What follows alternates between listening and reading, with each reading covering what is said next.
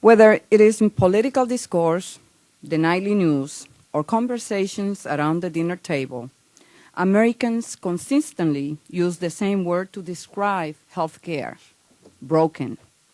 And that is exactly what it is. With 47 million people uninsured, there is no question that the status quo is unsustainable. But where do we go from here? How do we chart a new path moving forward? Today, it seems everyone has different thoughts for doing so. But regardless of those varying ideas, one thing is very clear. If we are going to fix healthcare, we have to start with small businesses. There is a reason we call small firms the backbone of our economy. They employ half of the private sector workforce. When these businesses do well, the whole country does well. On the flip side, however, obstacles for entrepreneurs mean challenges for American workers. In the case of small business healthcare, the challenges are significant.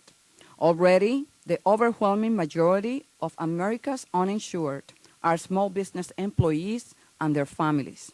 In the last year, this committee, in the last several years, this committee has held several healthcare hearings, but today's will be different. That is because both Congress and the administration are committed to change, and the ball is officially rolling towards reform. Today, we will discuss ways to make sure it is rolling in the right direction. The call for healthcare reform is nothing new. For decades, Americans have waited for a solution that is both comprehensive and sustainable. It wasn't until recently, however, that reform took on new urgency. For entrepreneurs, the clock is truly ticking. Already, their coverage costs are 74% higher than they were in 2001. And those rates aren't leveling off. As a general rule, small business premiums shoot up between 8% and 16% annually. That means they will be even more expensive next year. For small businesses already battered by the recession, these costs have become impossible to absorb. As rates continue to climb, entrepreneurs are facing tough choices: cut health care or cut jobs. According to the National Business Association, 10% of small firms may drop coverage in the next year. That is not a decision an entrepreneur should have to make.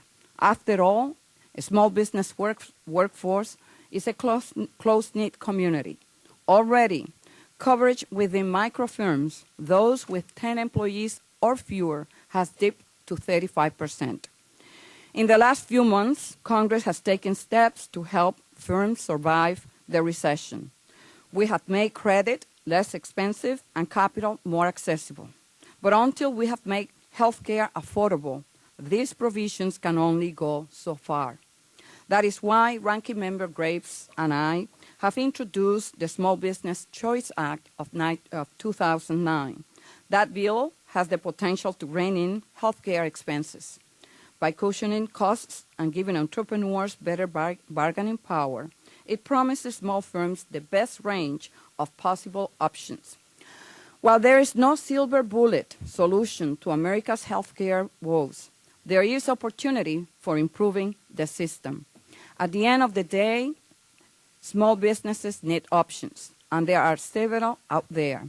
Whether it is pooling mechanism, insurance exchanges, or refundable tax credits, the one thing we know won't work is the status quo.